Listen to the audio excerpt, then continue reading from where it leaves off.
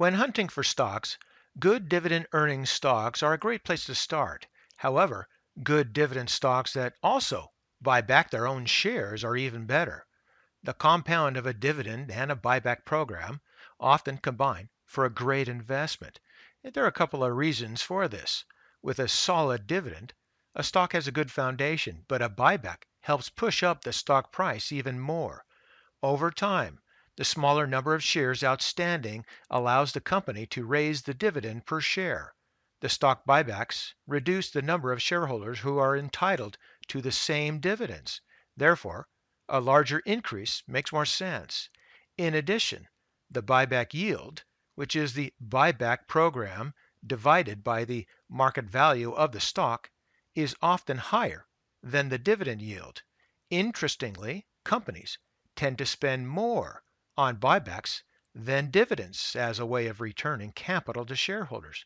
So when you find a good dividend stock with a buyback program and the stock is cheap, you have the formula for profits. So let's take a look.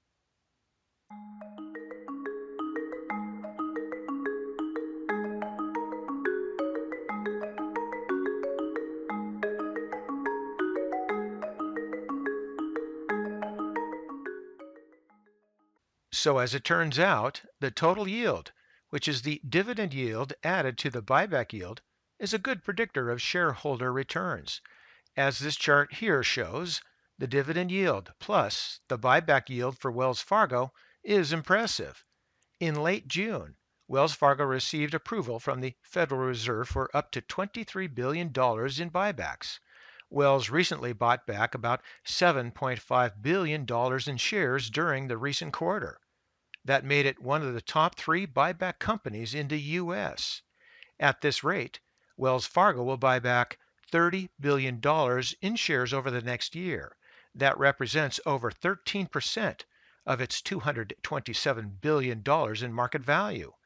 Combined with its 3.79% dividend yield, the buyback yield together makes a total yield of 16.8%. We've talked about the banking stocks being cheap not that long ago.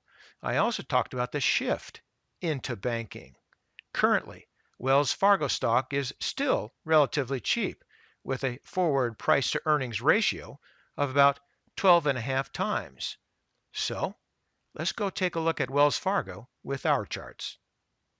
And we're now looking at the 20-year monthly chart on Wells Fargo and Company, and the symbol is WFC. For disclosure purposes, I do not hold any shares of Wells Fargo at this time.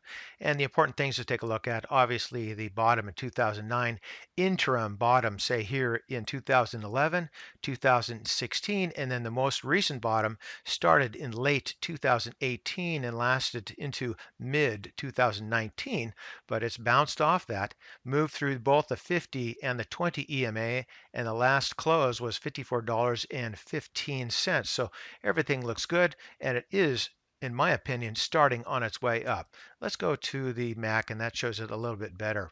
It's bottomed here with a fast line moving up through that slow line, heading on up to that zero line. So things look favorable. The interesting thing is that the bottom there in 2016 versus the bottom here in 2019, at least by the MAC, this recent bottom is below. You go back up to the price chart, and the price shows that those two levels are relatively similar. I like that kind of divergence where the MAC shows a worse or a worsening in its level, yet the price stays level. What's going to happen is that sort of divergence, once this fast line gets moving, then I think the price is really going to head up. Now, the histogram looks good. Price rate of change has bottomed.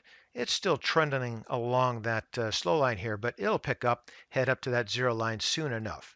You can see that here in the relative strength that things bottomed here and moved on up above that 50 or midline, and we're at 59.95. That's still moderate, but I think it's going to strengthen.